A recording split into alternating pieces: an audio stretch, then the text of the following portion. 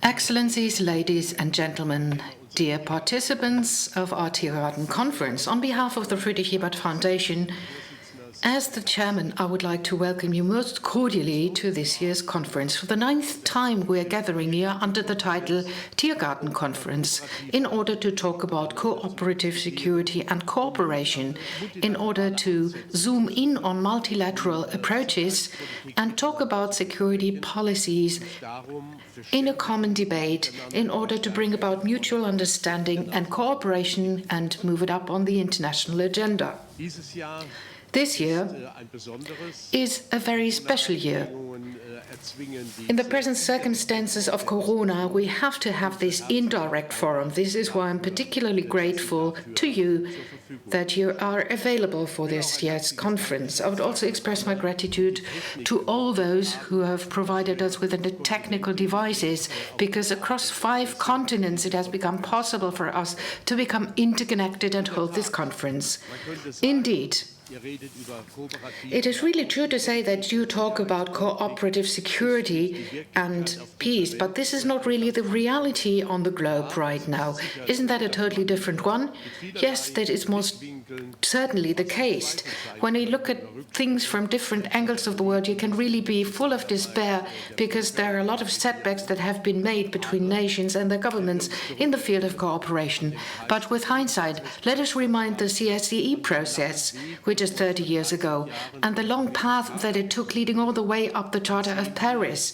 When we think back about all of this, we realize that in times which were even just as difficult as the times are now, big international achievements have become possible. And this should encourage us to keep on working along these lines. We should strive for ever closer cooperation. This is why I would like to thank you most cordially for your participation, and thank you very much for focusing on today's topic, which is going to be in our focus today and in 4 more panels to follow. I'm quite happy that at the beginning of this Tiergarten Conference we are able to welcome very high-ranking panelists today. I would like to welcome, to my right on the stage, Professor Dr. Herta Däubler-Gmelin, former Minister of Justice.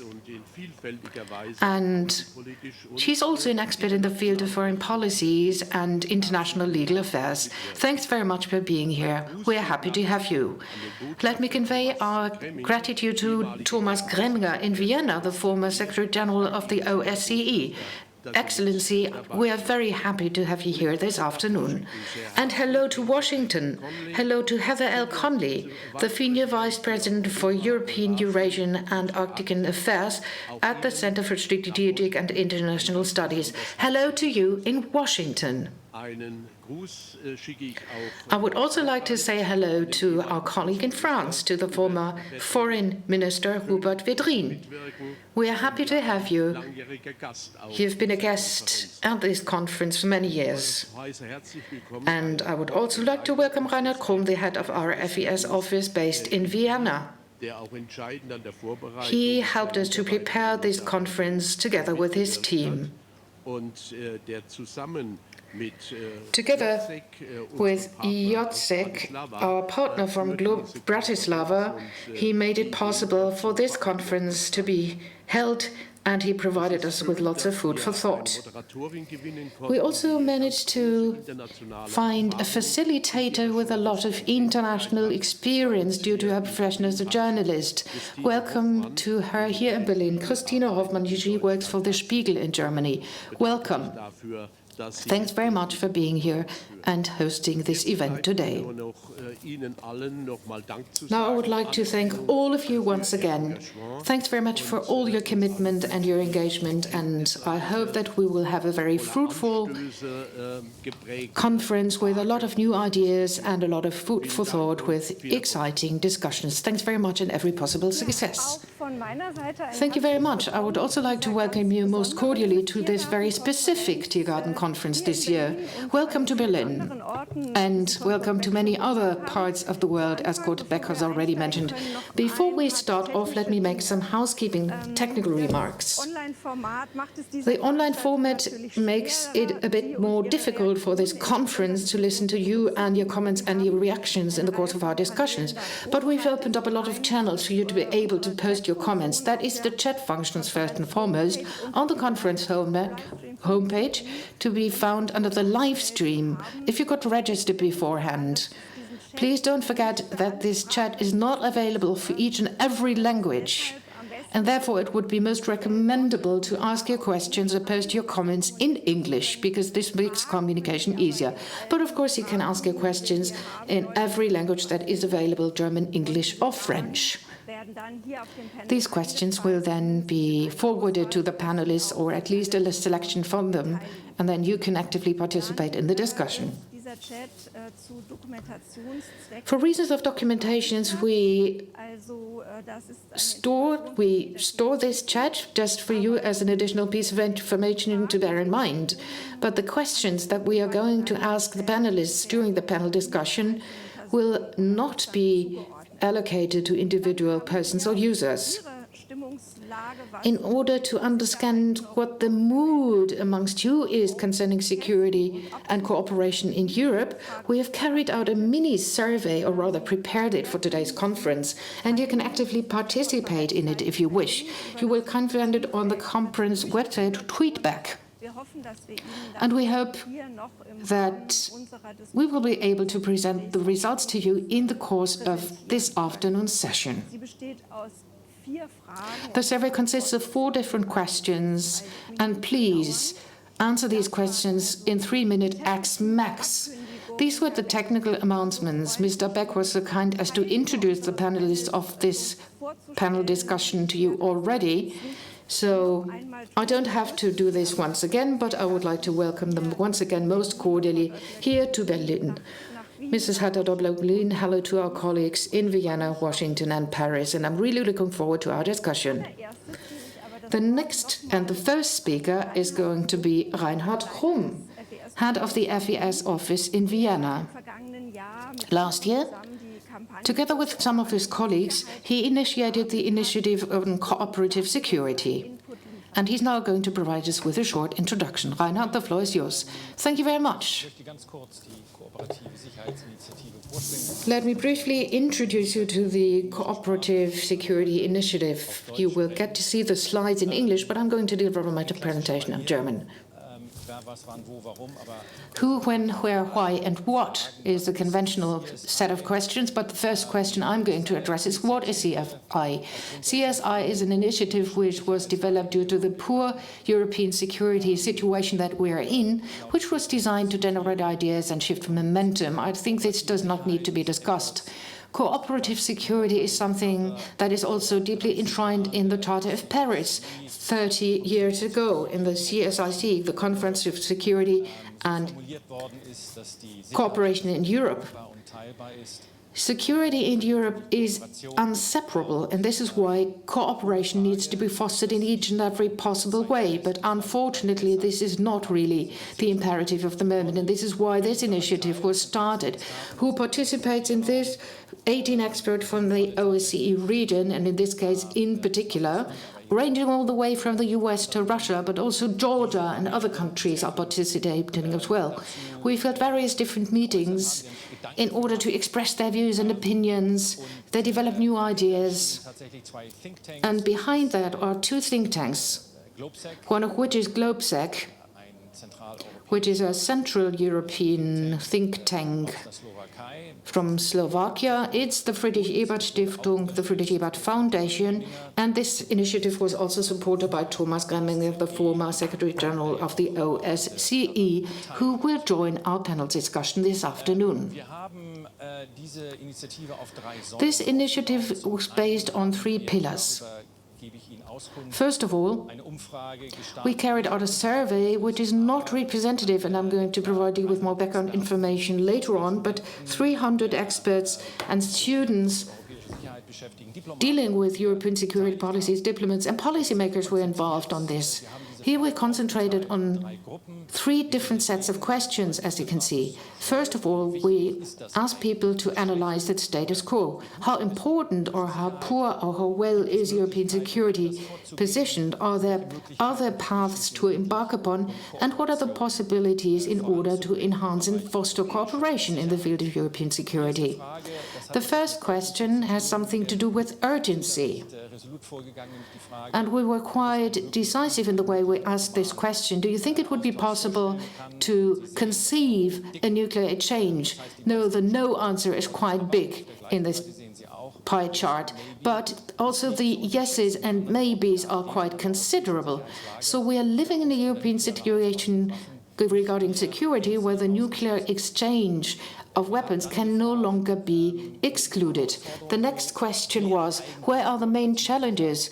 Where would cooperative security be of the essence? Now here these are the classical subjects such as climate, healthcare, migration, but there's also cyber threats. These are topics which can most effectively be dealt with internationally. Another question surfaces time and again is another question that we asked our participants.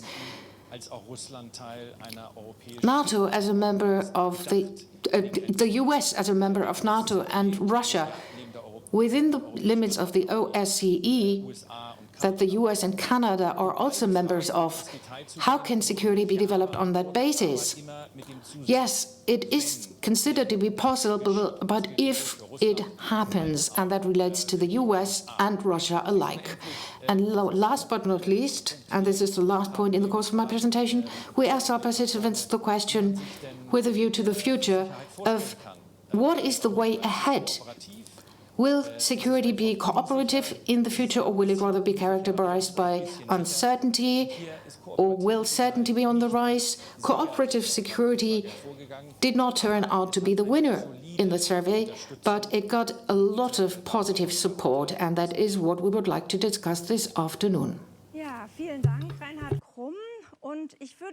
Thank you very much, Reinhard Krumm. And I would like to start our discussion by asking our panelists to take stock. How do you see the security situation at the moment, mainly looking at Europe?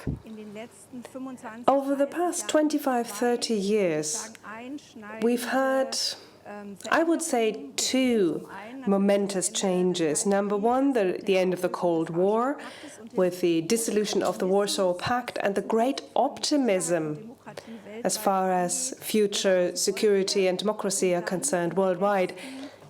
And then, over the past couple of years, an increase in international crises, systemic crises, the crisis of multilateralism, the crisis of the transatlantic relationship, exacerbated by the election of Donald Trump.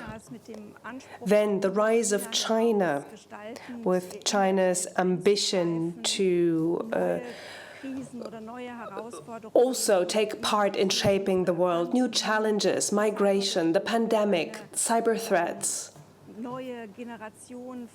a new generation of weapons, including nuclear weapons, that completely put the whole system of deterrence into question. So we are living in a time, in an era of a security policy shift, maybe a paradigm shift, maybe a shift towards less security. And I would like to ask the French Foreign Minister, my question goes to Paris, your president predicted or diagnosed NATO's brain death. How do you see the security situation in Europe? How safe or secure is Europe?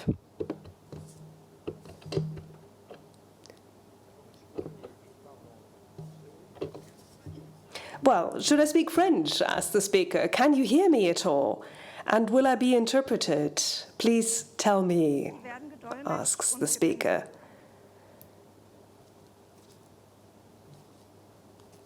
So the speaker is asking if the sound's working, and everything is working, so all the better. So thank you very much for the kind invitation, first of all. The question as to security in Europe. Is Europe secure? Let me remind all of us that ever since the Second World War, by European demand, security in Europe has been guaranteed by the Transatlantic Alliance. And even when General de Gaulle left the integrated system, because I believe that the larger country within this integrated system could not, or he believed weren't able to exercise their power, he never completely fully questioned this. Also, when it comes to Article 5, for example. Has this changed is a question. Even those European countries that, like France and also Germany, wish for a stronger European effort in terms of security. Nobody really believes that this could replace the transatlantic relationship, the transatlantic alliance, in the view of the threats that we all have, the wars and the invasions that we are seeing. So the basic structure has not been changed. Now, there's a general sentiment that, depending on the time we're living in, is positive or more worrisome. And certainly, the scenario of traditional threats has not much changed, but there are also other fields that go hand in hand with security and have something to do with security, but that cannot be covered by or handled by an organization, like terrorism, for example, asymmetric threats.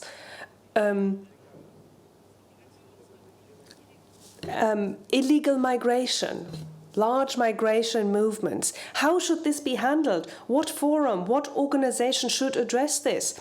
In the field of security, there is also a lot that falls under Article 5, cyber threats, for example, cyber attacks. And there the situation is much less clear. In contrast to what Europeans have been saying and thinking, or what the West has been thinking after the end of the Cold War and the end of the Soviet Union, we're not really in a community of peoples. We are in a world of competition, of conflict, of a lot of backward-looking policies and politics, questioning old agreements. In the Mediterranean, for example, we have a situation on our hands. Then we have the large powers that find it more interesting to work together and, do the large powers in the world, do they want to cooperate or do they not want to cooperate? The question is out in the open. If there is a large movement towards cooperation, if there is momentum, then the countries will manage in the forum of the United Nations or the framework of the OSCE, they manage to cooperate because the OSCE, after all, is much better suited to address security. But if the public opinion, if the people don't believe, if they are manipulated or if they are influenced into not believing multilateralism in multilateralism as the solution, then we end up with a situation like today's, where you no longer really know where the journey is going. Of course, we know where politics of the past went. After the third mandate of Putin, for example, we know where Turkish politics went, we know where China has been going, and we don't exactly know what will happen in the United States. So the determination to work together, to find solutions together for the major questions, for major security-related questions in Europe, this will certainly be something that in September 2020 or November 2020 will lead to a majority, and we don't know what a majority will be in the United States when the elections are coming up there. So we will have to see what Europeans can do, the members of the OSCE, for example. What can these organizations do? How can they act as best as possible in these situations right now? Thank you very much. Heather Conley in Washington. So I understood Mr. Védrine as saying that there are many new challenges, but basically the situation, the security situation in Europe has not changed. Do you agree? Can Europeans continue to rely on the United States as it was the case 10, 20 or 30 years ago? Well, good afternoon. Thank you so much for this very kind invitation to be with you at the Tiergarten Conference, and to my colleagues at the Friedrich Ebert Stiftung. Thank you so much.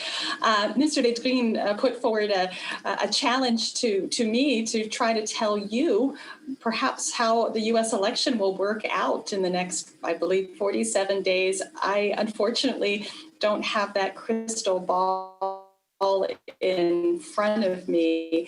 But I would suggest that I believe High Representative Josep Borrell's comments a few days ago accurately describes Europe's security dilemma right now. Your neighborhood is engulfed in flames, whether that is in the Eastern Mediterranean. Looking at Eastern Europe right now, these challenges are significant. One could even argue the Arctic has become a much more dynamic region, particularly militarily. So I think certainly Europe has an extraordinary set of challenges. I think what makes this moment feel so uncertain is that as we reflect on 30 years of the Paris Treaty, and quite so that the Helsinki Final Act really brought that moment of the Paris Charter forward, we no longer have an international system where the United States is willing to shoulder the burden for the stability. And in some ways, that is what enabled, with strong European cooperation, the promise of the Paris Charter. And now it's my conclusion that the United States no longer strategically understands what its leadership in the world is for. And so it struggles between two systems, if you will. The system that we created over 70 years ago, a strong system of alliances and trading relationships to bring that international stability, to enforce rules, international rules when they are broken, to the current system where we see a competitor in China, but we feel very aggrieved that we have been taken advantage of, that our generosity has not been reciprocated, that our allies have not shared the responsibility in upholding that system. And so in many ways, although President Trump has accelerated dramatically this dismantling of this cooperative system, he has only been an accelerant. These trends have been underlying for the last 2 decades. And I would argue that during the Cold War, the United States understood Europe as an essential pillar in our security and economic prosperity. And that has been shifting. Europe is no longer our focus. It has moved to the Middle East, to Southeast Asia, and now to the Indo-Pacific. And I think as that attention shifted, Europe's neighborhood became engulfed in flames, and the United States is no longer a willing partner. It's certainly a very uncertain partner at this moment, and which is why this election feels like it's so monumental towards the international system, because we teeter between a vision of restoration, of returning the United States back to its former role in Vice President Biden's candidacy, although I would argue it won't be restoration, it must be reform. And then, of course, the continuation of the Trump administration's aggrieved policies and return to U.S. isolation. So absolutely right. And NATO, of course, is been caught between those two worlds for the last 3.5 years, but the frustration of the United States towards NATO has been on, very much a trend for the last 10 to 15 years, certainly. Over to you. Thank you. Thank you very much. These were fascinating insights. Professor Däubler-Gmelin, you heard, or we heard, that Europe is no longer in the focus of the United States. Security policy-wise, the US is uncertain as to what its own leadership role in the world means. What does that mean for Europe and its own security? Thank you very much. Well, thank you very much, first of all, for this great conference and the invitation. You can see that here in Berlin it's extremely warm. And I think that this is a good transition to the time that we're living in right now, because indeed everything that we've heard so far is absolutely correct. We have a situation of a strong renationalization. The protection, in inverted commas, that the United States has been granting to Europe has been crumbling away for decades, actually, accelerated now by Trump. And there is also a bit of a blame game going on, and politicians worldwide are under stress, and of course also because of the coronavirus pandemic. I would like to expand on the security discussion a little bit. For me, European security and safety is not possible without the rule of law. Without the law, in short.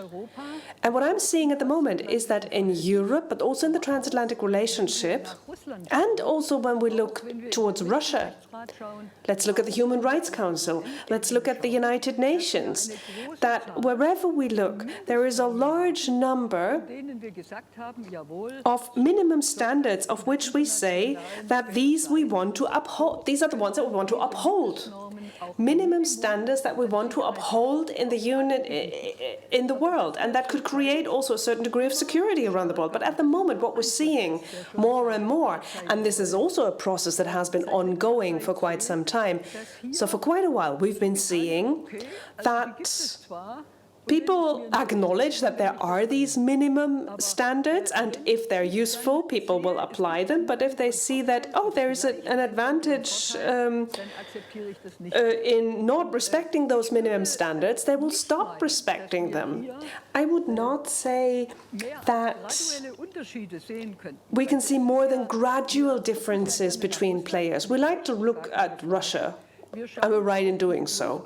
We also look at the United States. If I look at the example of the International Court of Justice, we also do so quite rightly for 20 years. But now, of course, with an addition, with a hostile attitude that we have not had, that we didn't encounter 10 years ago. So, of course, Donald Trump accelerated a lot, but we don't need to go this far. Even here in Europe, at the moment, we have a situation that there are people who think that when minimum standards are beneficial for them, they apply them, and when they think that, well, you could outmaneuver the other, then you undermine or question those minimum standards and values. Let me give you two examples at the very end, just to show that what we have to do in Europe has to start in Europe. It has to definitely start in Europe. The French and the Germans, of course, also have a job to do together. And that is to bring the minimum standards of the European Union to bear, to enforce them. And this often is not happening. Now let's look at an example where law and security come together. How can it be that two NATO countries, under participation of two EU members, are so much in opposition towards each other when it's about gas? And I'm talking about Turkey, Cyprus, and Greece. Security could be ensured because we have the institutions, but we are a bit sclerotic in this respect. It's not just the Chinese or our friends the Russians or our friends the Americans who like to come in putting in, sort of trying to exacerbate existing cleavages. So we have to start in Europe. Thank you very much. This is a very important point. We have to talk about values and security in combination at a later point in time as well. Now let me ask Mr. Gmelin in Vienna to take the floor. He's been a member of the OSCE for many years, not only as a Secretary General, but even prior to that, he has held various different positions. So he worked in one of the leading organizations which is in charge of cooperative security. What is the lesson learned? What's your view on the cooperation within this organization? How can cooperative security work, given the circumstances that multilateralism is not as important as it used to be, and we are falling back into nationalist approaches, as just explained by Mrs. Däubler-Gmelin? Do you think that this certain type of sclerosis can also be diagnosed for the OSCE? Let me perhaps thank at the outset the Friedrich Ebert Foundation for having launched this important initiative. As we are all aware, and Reinhard Krumm has alluded to it, cooperative security is not particularly fashionable in these times of confrontation. However, I wouldn't see any alternative to get the states to realize again that their security depends on working with and not at the expense of others. So thanks for highlighting the relevance of cooperative security in highly challenging times. Now coming back to your question, Madam Moderator, assessing the current security situation in Europe, in short, I would concur with the CSI experts concluding that the risk of nuclear escalation in Europe is still relatively low, and in particular also compared with other regions of the globe. There are, however, very worrisome trends on our continent as well. What we observe is that this complex system of arms control agreements, both in the nuclear and in the conventional field, that has been created over the last 3 decades is slowly but surely unraveling. The demise of INF, the uncertain future of New START, the non-implementation of CFE, or the US pullout from open skies are cases in point. So the system that has provided us with relative peace and stability over the last 3 decades is falling apart. And together with the massive deterioration of relations between Russia and the West, this total breakdown of trust among key stakeholders of European security, this creates risks. Risks in the short and medium term, and even higher risks in the long term. And let me only point to two. On the one hand, the relaunch of an arms race, both in the nuclear and in the conventional area, and on the other, an increased risk of incidents. Incidents at sea, incidents in the air, at land, that bear the risk of leading to unintended escalations. Just think of an incident or accident between aircraft, a skirmish in eastern Ukraine spinning out of control, or an escalation triggered by a SNAP exercise close to a border. It is a risk we should not underestimate given the polarization, given the lack of trust, and given the lack of dialogue channels these days. Another arms race is an equally dangerous perspective for a number of reasons. One being the enormous socioeconomic challenges triggered by COVID-19. They would oblige us to allocate enormous funds to relaunch economies and to cushion the social impacts of the pandemic if we want to maintain peace and stability between and within states. So we simply cannot afford to waste scarce resources on another arms race. Now, perhaps a last thought on this issue of current security situation in Europe. What is obviously true for security from a political military perspective is even more true when we talk about the so-called transnational threats. Older, more recent ones, be it countering terrorism and preventing violent extremism, combating trafficking in human beings, arms, drugs, promoting cybersecurity, or be it responding to the repercussions of illicit migration or climate change on security. All these modern security challenges clearly transcend borders, and they need to be addressed by international cooperation. And powerful states cannot solve them on their own.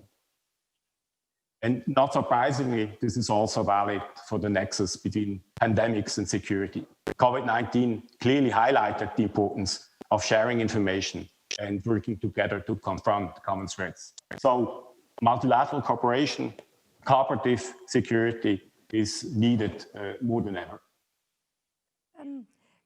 Vielen Dank, Herr Gremlinger. Könnten Sie vielleicht noch kurz etwas sagen, wie Sie Thank you very much, Mr. Gremlinger. Could you perhaps say something on how you see the OSCE? Did it work? Has it worked as an instrument of cooperative security in recent years? Or is it just as much in an impasse as other international organizations, where you have a lot of states organized that are no longer interested in multilateralism and rather pursue their own national interests in a very narrow mindset? I would first point to the tools, the instruments that the OSCE makes available to participating states. And I think these tools, the principles and commitments that participating states agreed to, starting with the Helsinki Decalogue back in 1975, and obviously also with the Paris Charter of 1990. I think these principles and commitments they're still valid, and I think what we would need is a renewed understanding of what they imply for the current security challenges in Europe. But basically, these principles and commitments don't need to reinvent it. And the same is valid for other tools, be it in managing conflict, preventing conflict, or in making available an inclusive platform for dialogue. The tools are out there, participating states use them. They certainly don't use them to their full potential. But also in recent times, I would point to a number of moments where these tools were successfully used. Let me just mention 2014, in the framework of the crisis in and around Ukraine, the OSCE was capable of preventing the escalation of a very serious crisis. I could point to the crisis in 2017 in the former Yugoslav Republic of Macedonia, where again, OSCE's toolbox proved valid in de-escalating the situation. I could point to cybersecurity, where the OSCE was the first organization that came up with two sets of confidence-building measures that are a valid basis for confidence building in this important security area. So in a nutshell, there are principles, commitments, there are tools out there, but they should be more systematically and more effectively used by participating states, including, of course, the key stakeholders of European security. Okay, I'm hearing an appeal for a relaunch, a new impetus for these principles. Now, I would like to come back to the nuclear issue, which was also part of the survey that Reinhard Krumm has alluded to. with, I think, a rather interesting result. A majority that says that at the moment they don't see a risk of a nuclear deployment, 55%. 44%, that is a minority, do see a risk, either a low risk or a slightly elevated risks of a deployment of a nuclear weapon, including also the possibility of erroneous deployment, so erroneous or deliberate. Monsieur Védrine in Paris, what would be your answer to this question, or what would you have answered? How big is the danger?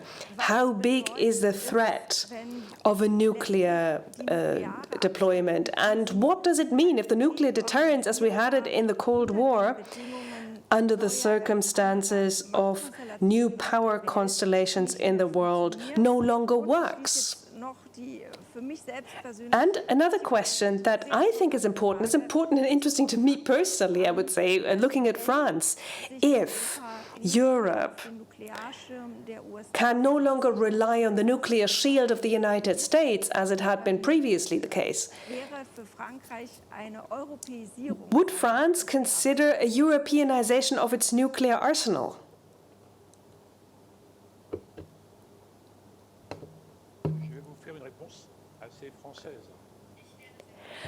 I will give you a very French answer to this. And you probably expect me to. So, first of all, I don't know why one would say that nuclear deterrence no longer works. As far as I know, there has been no war between nuclear powers. Not even between India and Pakistan. I think that nuclear deterrence does work. It continues to work, but of course it can't cover everything. It can't cover all issues. Even in the Cold War, nuclear deterrence between nuclear powers was what guaranteed peace, but the peace between the large nuclear powers, but it didn't prevent other conflicts from erupting, numerous conflicts in the so-called global south. So it's not the same thing. In Europe, we have various, say, political currents, political groups that always questioned whether nuclear deterrence works at all, either because they are absolutely convinced that it doesn't work, or because they didn't have any access to this nuclear deterrence.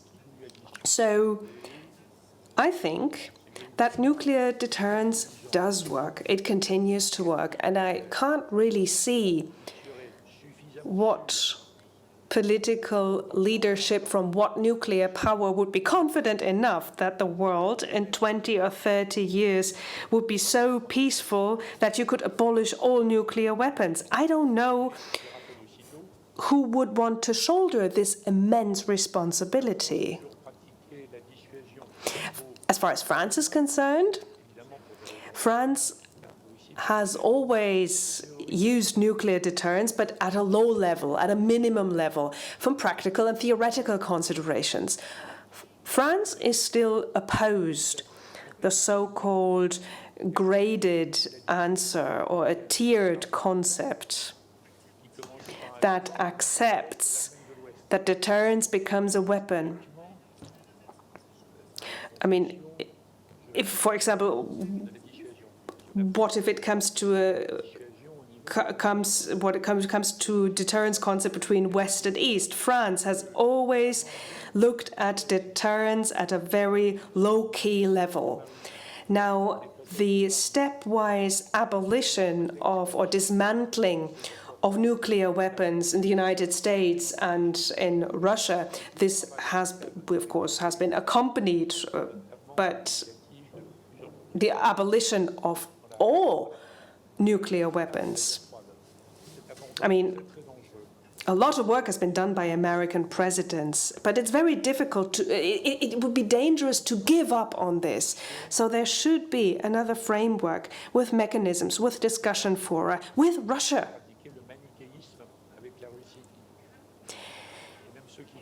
it's not possible to play Russia on two different fields.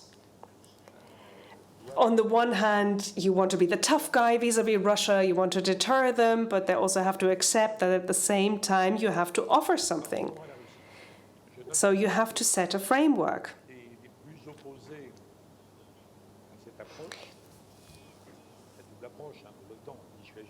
Those who are opposed to this approach, those who are either very timid, that's not the Americans. Those who are timid towards Russia, that's the Europeans.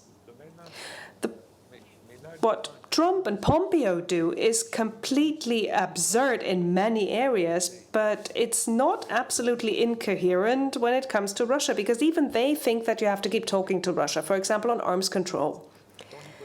And you asked me a question. If the United States were to give up this nuclear shield, well, we're not there yet, despite what Trump has said about Article 5. But if this were to happen, then the Europeans will have to be ready to make incredible efforts of their own in order to build up their military capacity, their capabilities, to train them, to turn them into real combat troops, to actually agree on who will lead this army and who will command it. Because will it be the European Council that has to discuss 3 times to give one order? You can forget it. So this is very complicated. And now coming to the nuclear issue. This question has been on the table for quite a while. Even President Mitterrand had to take a position on this issue. Now, I've witnessed this incredible moment when President Bush Sr., Gorbachev, Mitterrand, and Chancellor Kohl and all the other Europeans talked with each other day in, day out, building up trust. We no longer have this. This would have to be reestablished. But on your question on the nuclear issue, if Europe wants to build up deterrence capacity of its own, would a purely diplomatic decision, an administrative, technocratic decision, for example, nuclear deterrence for all of Europe, now, would anybody believe in this? Would anybody find this credible? Would anybody believe in such a decision to happen? Would the potential aggressor even believe us? Because deterrence is not something that concerns the media or the polls. This is about scaring an aggressor away. So would this potential attacker or aggressor, whom we don't know yet, in 20, 30 years, would they actually be convinced that this European nuclear power is there, and that there would actually be an attack on any spot in Europe would actually trigger a nuclear response? So it's a question of credibility. It's not about being nice. It's not about comradeship. It's about being credible so that deterrence can work. And in order for deterrence to work, you need somebody who actually does the deterring. You need the scary guy at the very top. A credible instance that credibly says, if you attack European territory wherever, you will be crushed, so that the aggressor or attacker will stop or won't even start. So your question is very interesting, and it's also very relevant, but maybe it's not possible to answer it in the classical context as we've known it for 20 years. The central role of credibility, Mrs. Däubler-Gmelin. My question to you is, how imminent is the danger of a nuclear conflict to break out? And what does this mean in particular for Germany? If you're saying that this type of deterrence, as we know it from the past, is something that has been put into question, For Germany, which finds it rather difficult to deal with nuclear deterrence in general, because a majority of the population is really skeptical about it, even the stationing of American nuclear weapons in Germany. And Germans do not at all think about a participation in any European nuclear power or whatever it might be. What is your view on that? What would be the right path and what would be the most realistic scenario? Thank you very much. Mr. Védrine's comments really provided me with food for thought. I think what needs to happen is that we have to discuss these questions not only amongst diplomats, but in the public by and large. We need to discuss this question in civil society and also with a view to our cultural cooperation amongst European nations. It is really a highly complicated issue. By the way, I'm not sure whether, let us take the current situation with the US nuclear shield as an example. If a small nuclear missile would hit a marginal region of Europe by whoever enemy that might be, I don't want to drop a horror scenario, but I don't know that this would really lead the Americans to trigger a counter-reaction, a nuclear counter-reaction. That's a point that I would have loved to discuss. But now let us assume that there is no such credible nuclear shield in place. I'm not sure, Mr. Védrine, dear colleague, that let us assume France, with its nuclear power, would be a credible aggressor if any kind of an enemy, let us use one of our friends from the Balkan region that has recently joined the EU, or let's use Cyprus as an example, or any region in my home federal state of Baden-Württemberg, to choose a particular region as a target. And this is how this discussion needs to be waged, and it's really urgent. What would happen then? What would we have to be prepared for? Because such a hit is conceivable. It's imaginable. This is why I think we have to discuss these questions. Mrs. Hoffmann, I think I fully agree to what you've just said. We've got tremendous problems with that in Germany. I spoke to the initiators who spoke out against nuclear powers because, such a strike will be completely devastating and nobody wants to discuss this or take it lightheartedly because it's really disastrous. But if we need to discuss it, these particular questions are the most decisive ones. If Europe wants to be a deterrent, dear Mr. Védrine, then we have to come up with an institution which represents all the European nations and takes this task rather seriously, be it Cyprus or be it a region in the Bavarian forest or in the south of France that is being attacked. These are really urgent discussions, but we have not really reached that stage yet. We are a far cry from it. So I cannot really tell you how to handle it. I just know that it doesn't make any sense to turn a blind eye. This is why we really have to discuss these questions urgently. That's a very important point. Thank you very much. Before I give Mr. Védrine the chance to reply, I would like to pass this question on to our colleague from Washington, who rephrased it in a way. He said, if any tiny region in Europe gets attacked, will Article 5 still apply? Trump repeatedly put this into question verbally, and this doubt that he raised is very relevant for our security policy scenarios at this stage. Is that still valid? Is it still credible in the field of deterrence that Mr. Védrine spoke about? Well, I can absolutely understand that President Trump has profoundly eroded confidence and credibility in the U.S. providing those essential security guarantee for our NATO allies.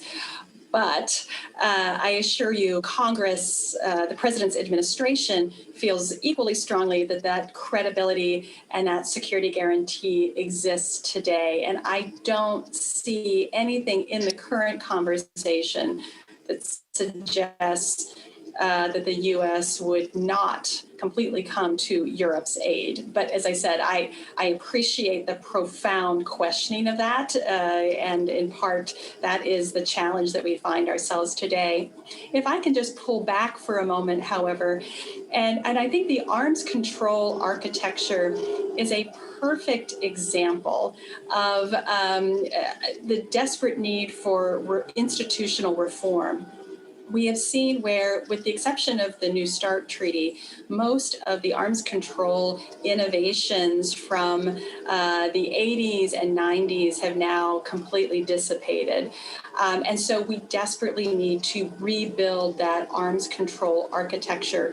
The Russians are a central pillar to that, of course, but the reason we're also challenged is because the Chinese also have to be brought into a transparent, confidence building, measured approach, very much the OSCE approach to stability, transparency, and confidence building measures. So I think the United States right now is rapidly dismantling that architecture, but it's not sufficiently rebuilding it. And we need our European partners, as well as our Asian partners, to help rebuild a modern arms control architecture, because exactly to Minister Védrine's comment, more and more states are seeking nuclear weapons to protect, in their view, their survival. But what concerns me, particularly as I observe the Russian doctrine, is that Russia's doctrinal understanding of survival warming. So we do need to have a very important and urgent conversation, particularly as we look towards January and the Non-Proliferation Treaties Review Conference. We have taken, I think, far too granted and become too confident in our deterrence, as Minister Védrine said. I think we need to have some urgency in rebuilding this architecture immediately that deals with space assets and cyber and new weapon systems. This is where we have to focus our efforts. And I think we have to bring great urgency to it. And our European partners have to be a very important part of that conversation. Thank you very much. This was a lot of food for thought. You alluded to a lot of different topics. Mr. Védrine, would you comment on Mrs. Conley's and Mrs. Däubler-Gmelin's comments immediately, because they refer to what you've just said?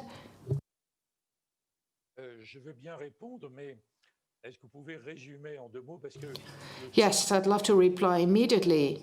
But could you please summarize this in 2 or 3 sentences, because the sound quality was rather poor. I didn't manage to hear everything, so of course can try to answer, but can you summarize everything that was being said? Oh, well, that is a tremendous challenge, but let me try to get this right. Mrs. Däubler-Gmelin was a bit more skeptical than you were concerning the level of credibility of our deterrence systems. Let me try to repeat what I said before. Can you hear me now? Mr. Védrine? Can you hear me? Can you hear what I'm saying? Let me summarize. There are 2 or 3 points. First of all, I had my doubts about the fact that deterrence works today on the part of the US. If, as viewed by the US government, a region was attacked which was not as significant as other regions of Europe. Secondly, I said that I'm not sure whether France would be able to play the role of a credible deterror. And I do hold the view that if Europe wants to become a credible deterror, this can only happen on the basis of credible European policymakers and institutions.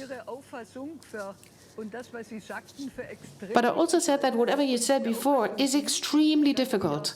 I hold the view that these questions need to be discussed much more intensely in the public realm, also with civil society and the vast population than has currently been the case, especially here in Germany, but also throughout the whole of Europe. I do understand why many people are skeptical. Nobody likes to talk about one's own potential destruction, and this is what it would mean, and delegate responsibility for that to somebody else, or delegating responsibility to a supranational organization is really hard. It's really difficult. But I don't know how to handle that. I don't know where to walk from here. But I think in the first step, we've got to discuss mechanisms with the broad general public, which is currently also happening with our French and other European neighbors, especially also because of the major differences that do exist within the European member states. Okay? Yes, thank you. That's fine.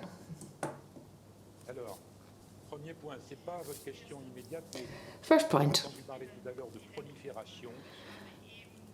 I do not want to try to answer the question that you addressed directly to me, but we spoke about deterrence, weapons of mass destruction, and this is what we managed to get under control together with Putin. Because under Kennedy, there were 30 nuclear forces that were about to emerge, but this fortunately did not happen.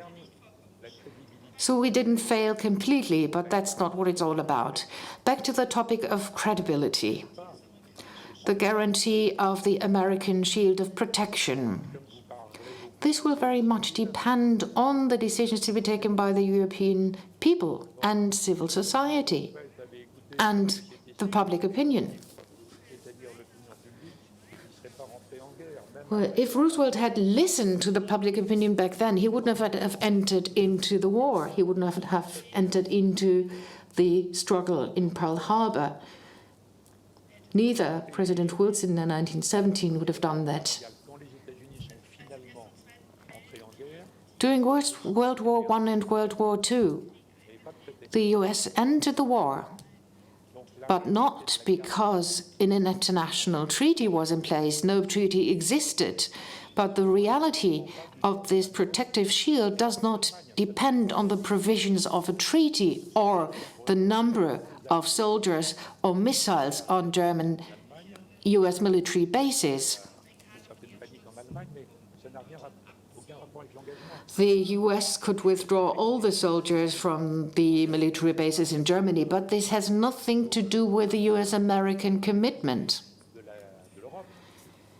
It does not prevent the Americans from fighting for the preservation and stability of Europe tomorrow or the day after tomorrow. And of course, this is an absurd idea of mine, but let's assume that Europe would be controlled by Russia or China tomorrow, then the US would take counteraction. There is a basic mechanism that would come into force, no matter what is written down in treaties or what the presidents announce. This is something that is completely impossible for the Americans to conceive because it's a true and real attack. Now, of course, hybrid attacks are a totally different ballgame. That's a different topic altogether. Therefore, we've got to specify the regulation and repercussions of the implementation of Article 5. Let me allude to these elements once again. What exactly is American credibility all about? Now, secondly, on to France. I just remind you of the fact that this is not purely and utterly a French question, but a question relating to the credibility of the attacker. If you say, Mrs. Däubler-Gmelin, that France is not credible enough, that's fine. It's a complex topic, but it has nothing to do with the facts and figures. If you want to deter effectively, efficiently, then you don't have to destroy a country 20 times over and again. We have got these big nuclear arsenals, which have been reduced in number, but they could destroy the world several times over. And the American arms arsenals are much stronger than the French ones. Of course, we have these companies all over the globe which produce these weapons and continue to do so. But this is not really necessary in order to be able to deter. If a country such as France, or maybe Europe, based on your assumption, at some stage will be able to use a minimum of nuclear weapons to be able to deter and ensure its long-term survival, this will do. Then you can't draw a comparison to the field of conventional arms. If France will not turn out to be credible according to your scenario tomorrow, then this is not due to the fact that there are nuclear arms missing, but because you simply don't know how to dissolve the dilemma between the European system and the system that is called the Association of Nation-States by Jacques Delors. So we will never be able to live in a federal European Union. It will never be a union that will be completely credible and be able to deter effectively and effectively. When we speak about we do not talk about deterrence. We do not talk about something that only deters, but about peace and security. It's a highly complicated topic, and it's very difficult to address it. In France, we talk a lot about it, but with a lot of routine, because this issue has been our agenda for quite some time, although in Germany it's almost impossible. I'm sorry if I say so, but the Germans are have a phobia against nuclear arms and also other types of arms. And this brings me back to the so-called riposte graduée, a gradual strike, a gradual reaction that was imposed on Charles de Gaulle by America. And with mid-range missiles, we could wage a theoretical war, but this would be completely absurd. But, you know, this is what the psychological mindset imposed on us back then, so things have changed profoundly. And I participated in hundreds of fora during my life, and I found that it's very difficult to discuss these issues. That's why I'm so interested in this exchange today. The other European countries think that the French think in very nationalistic terms. They actually don't. I think you probably more or less understood what I wanted to say, but yes, I share this opinion. It's high time to talk about it, and even if the United States won't withdraw today or tomorrow, it is a topic of fundamental importance. And I fully agree to this proposal, and I agree we have to talk about it now. Thank you very much. I think this is a fascinating discussion on a key issue of European security. Still, I would like to leave the nuclear issue in a narrower sense and give our viewers a possibility to ask questions. And I would also like to bring in Mr. Greminger, because I see that he would like to take the floor. I give you the floor, and I'll also give you a question from the audience. What about the divergence of interests between European states? Could this be the biggest obstacle to cooperative security?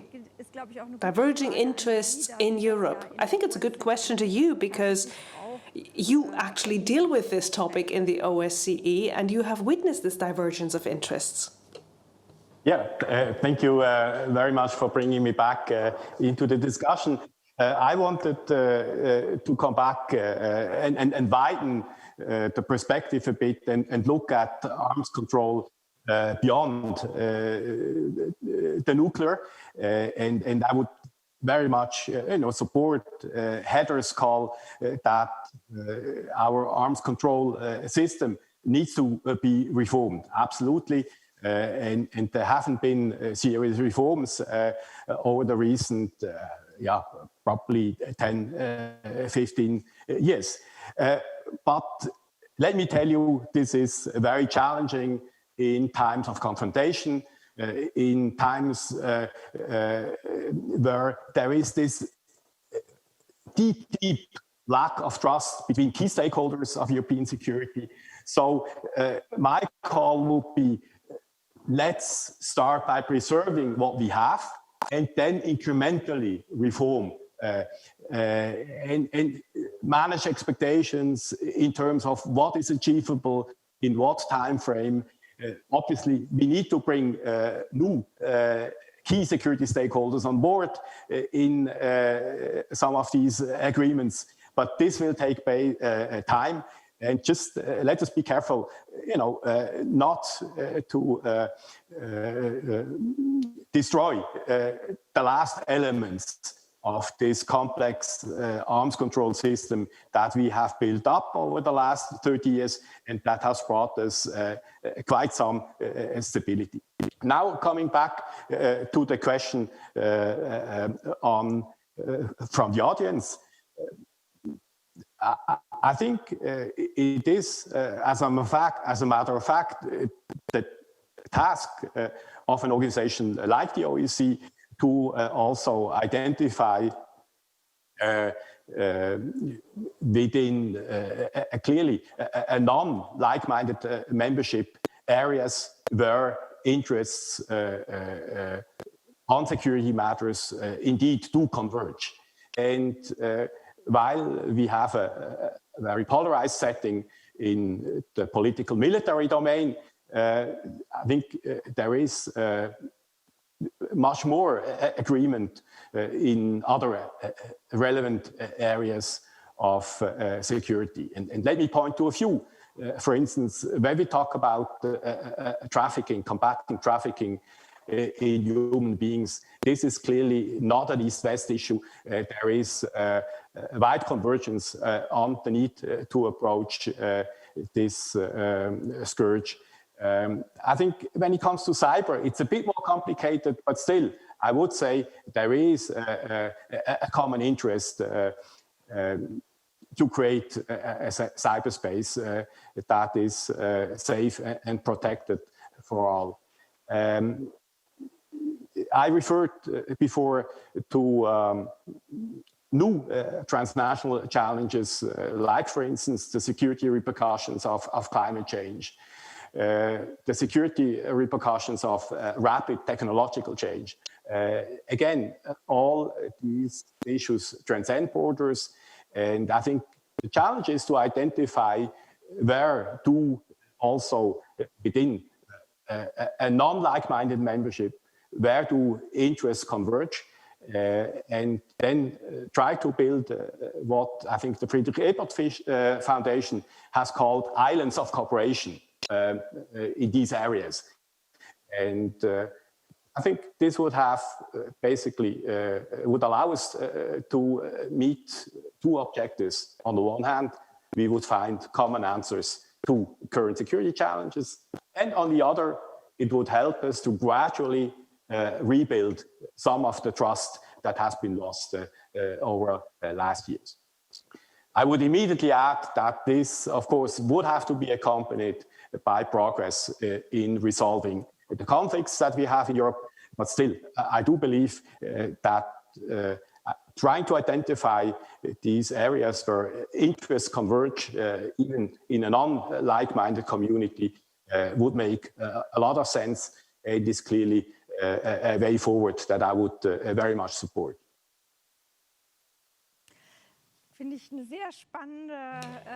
I think this is a very interesting thought, these islands of cooperation. Professor Däubler-Gmelin, this is a bit, goes into the direction of a question that I wanted to ask you. So far,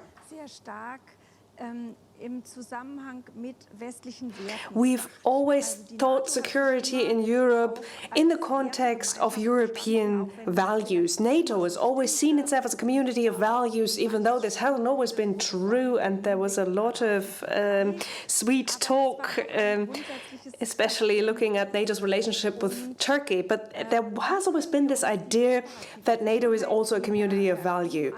Now, this cooperative security that Mr. Krumm has presented and that Ambassador Greminger now also talked about, is this a security that we can only achieve with like-minded Western democrats? Or are we only thinking of those? Or is this different?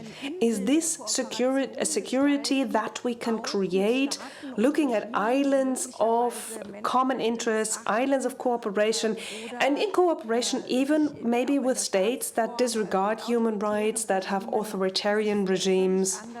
So states that have completely different value systems than the West, or the West has done hitherto.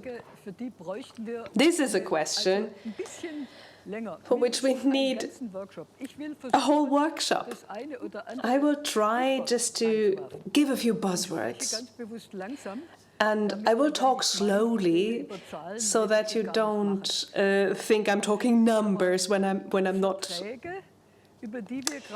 So, agreements that we just talked about, contracts, OSCE, arms controls, agreements. All of these agreements we've had with our ideological opponents, or that have been concluded between ideological components who were like-minded in this very aspect. So this was an island of cooperation. And this is a method that we could think about. We just can't apply it across the board. I mean, it matters what area we look at. Let's look at Europe. In Europe, we have a very tight system of norms that already exist. And that's why I talked about sclerosis. There are a few people in the leaderships, also in the EU governments, who thought that these legal norms are not binding for them if they're not convenient. So now when we're looking at China, when we're looking at Russia, but also when we're looking at the United States, we have the same tendency. Maybe we should go a step back. Why is it that states are becoming more and more uncooperative, or players are becoming more and more resistant against cooperation? Because insular solutions, differentiated solutions will be possible, and they exist. So let me just say, I am seeing 4 aspects that may lead to players saying we go alone, because there are, I think there are those players who think we can go it alone. There are players who are under the influence of strong economic actors. There is populism, which is a big factor, for example, in the United States, but not only in the United States, where, for example, people like Donald Trump are being voted based on populism, or being elected based on populist campaigns. And then, I mean, I once was one of the timid ones, of course, but these are the ones that's the kind of mindset that we don't need right now. We need to think about what we want and what methods we can use. And therefore, when I first took the floor, I said that we have to start within the EU. We have the methods. We can come up with insular solutions. It matters where we do it. And of course, we can't negotiate Western values with somebody who disregards these values every day. But I don't just have to look at Russia. I can also look at Washington. And even, I mean, as much as I estimate and appreciate my American friends, Heather Conley, I think this is a good moment for you to come in to react to what Herta Däubler-Gmelin said. And maybe tell us how you, from Washington, see this connection between community of values and cooperative security. Yes, thank you. What a rich discussion this certainly has been. I think what we are witnessing as we attempt to reform multilateralism and our institutional structures, and I think, again, it's really important, whether it's arms control, whether it's trade, these institutions have needed reform for quite a long time, and it's really been a crisis, whether it's the U.S. causing the crisis to unilaterally withdraw and force countries to either defend those institutions or try to replace the U.S. in some meaningful way. We really need to focus on reform. And I completely agree, but it also has to happen bottom up. So how I see it is, and while I think no one would like to applaud greater EU unity on foreign and security policy, what we've been seeing is a very disunited approach. And so I think it's human nature. It is difficult to achieve consensus. If you're the OSCE with 57 countries, it's difficult for consensus at NATO at 30 and the EU at 27. So what is happening is that you have coalitions of the willing or of the committed that are formulating their own policies. And I see that happening with the EU, whether it is the Med 7, the Visegrad 4, you have the Frugal Four. You're having these coalitions bind together because they have shared policies. So maybe that is the impetus to begin to do that institutional reform. And then hopefully the organization itself, you can build that consensus in those larger numbers. But I think these islands of cooperation, which is certainly an appropriate step in the reform process, there is a limit to what those islands of cooperation or the coalitions of the committed can do.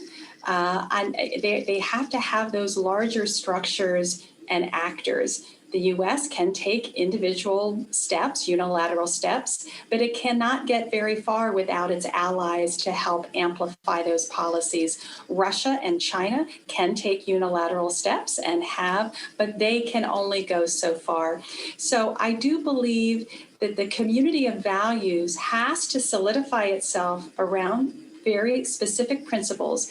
They have to be willing to sacrifice for those principles, either in increased defense spending or impositions of sanctions. If we believe in those principles, we have to defend them. But we always have to find that dialogue based on those principles with countries that don't agree to it. Leave that door open.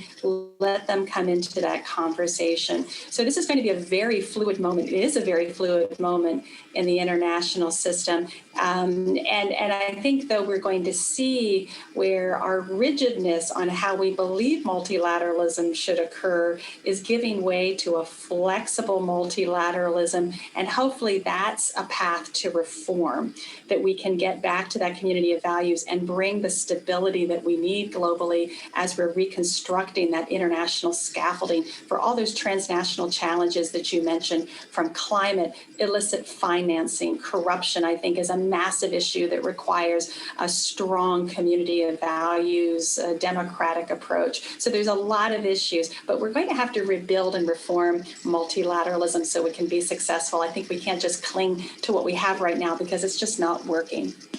Over. Thank you so much. A very strong pledge for a reform of multilateralism. You also spoke about reform. This is very much in line with what you've just said when you spoke about the significance of law. I think it is time to listen to our participants once again. They are particularly interested in Russia. Mr. Védrine, you also made some statements about that region of the world, so therefore I would like to ask you, on behalf of our participants, what can Europe do in order for Russia to find its future in Europe once again? Est-ce que vous me permettez une seconde de commentaire sur le multilatéralisme avant que je vous réponde sur la Russie? May I briefly make a comment regarding multilateralism before I answer your question concerning Russia? Yes, of course. I'm fully on your page. We've got to revitalize multilateralism as much as we can. We have to convince all those people and all the governments who think it doesn't make any sense any longer to cooperate.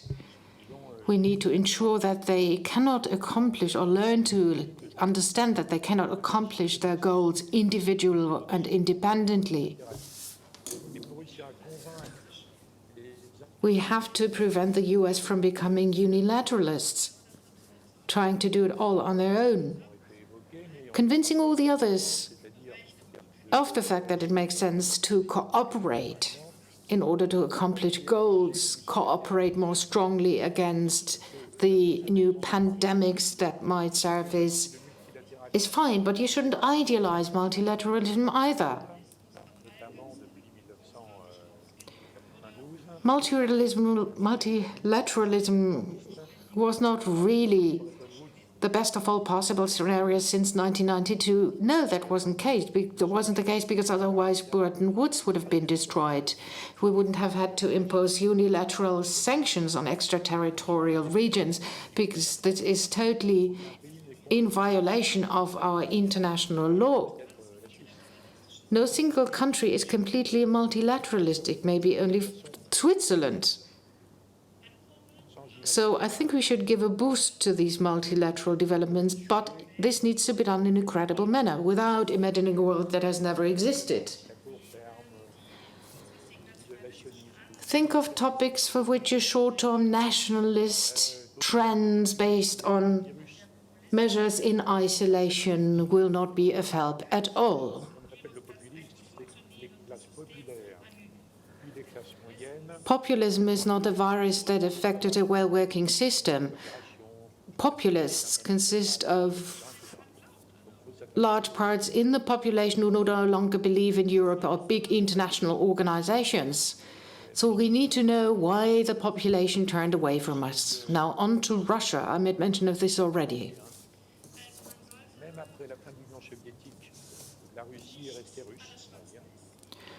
The world is not black and white only. Russia sees something quite unique, which cannot really be identified as Europe or anything else. Even though various different aspects of Russian policies can be condemned, and even though you might not be in favor of Russian policies at the current moment in time at all, you need to strike the right balance between a rigid approach and the willingness to enter into a dialogue. We in the West should not only give in to our emotions vis-à-vis Russia and hate Putin 100%. That is not the right political strategy to embark upon. Think about Russia of the future and think of the relationship between Russia and Europe in 20 or 30 years from now. So therefore, I'm very much in favor of a pluralist political strategy. During the Cold War, when the big disarmament agreements were entered into, that were mentioned before, which were entered into when the Soviet Union was much more dangerous than Russia is today, it was much stronger and more aggressive. And it was run by Gorbachev. Prior to Gorbachev, it was run by dangerous old men. We managed to enter into wonderful, convincing agreements. Now the West should pretend that it lost the Cold War and is now sitting like the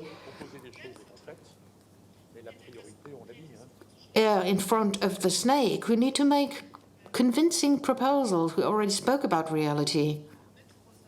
In Europe, together with Russia, we need to create framework agreements for arms control. And we need to be prepared for the dangerous developments that might set in, also in the field of space, environmental affairs, climate change. We can cooperate much more closely than ever before. I think this is what our angle should be for closer cooperation with Russia. And then institutions such as the OSCE can be used for that purpose. Thank you very much. We've almost reached the end of our session this afternoon. There is a very interesting question that, I'm sorry, it was a very interesting and fundamental discussion that we had, especially when we spoke about the question of credibility in the field of deterrence, arms control, and superpowers. Mrs. Däubler-Gmelin, would you like to comment on what Mr. Védrine has just said, or would you like to elaborate on other aspects of the discussion? The floor is yours. Thank you very much. I'll be brief. I think this discussion was far too short. Thank you very much to the Friedrich Ebert Foundation for putting these issues onto the agenda. And I'm looking forward to the continuation of this discussion in the workshops to follow. But I would like to emphasize once again, I would like to call upon all the participants of this panel to keep on discussing the topic. Be realistic. Our emotions should not guide you in the field of the realm of politics. There will always be vested interest. Cooperation across national borders is of the essence more than ever before. We need new approaches based on the experience gained. They have to be developed. And what I liked in particular, Mr. Hubert Védrine, is that we should not only introduce confidence-building measures and give new life to them, but we should also be very self-confident in restructuring and reforming the relationships between Europe and other countries. Thanks very much to all of you. And I guess that you all agree with me that we do not only want to thank the Friedrich Ebert Foundation and all the other panelists, but also thanks very much to our moderator, Christiane Hoffmann. Thanks very much, and goodbye to all the participants in all parts of the world. Mr. Krumm would like to take the floor once again. Well, one more statement concerning cooperative security. It is more than clear that cooperative security is only one possibility when we talk about European security and trying to develop the right the path. We did that in '75 as well. It wasn't only the CSE process which was initiated, that's more. But since cooperative security is not that high up on our agenda, it deserves that we really discuss this topic. And this happened today. Thanks very much for a very fruitful discussion. We in the Friedrich Ebert Foundation are more than happy that we had the chance to host it. Thank you very much on behalf of all of us over here. Thanks very much to Vienna, to Washington, and to Paris. This was only the beginning of the Tiergarten Conference. Tomorrow and the day after, 4 interesting panels will follow where we will deal with cooperative security. You can use the same addresses in order to dial in and participate. And our kind request to you is, give us your feedback online, 2 minutes at max. It will help us to know for events to come how we can do even better. Thank you very much.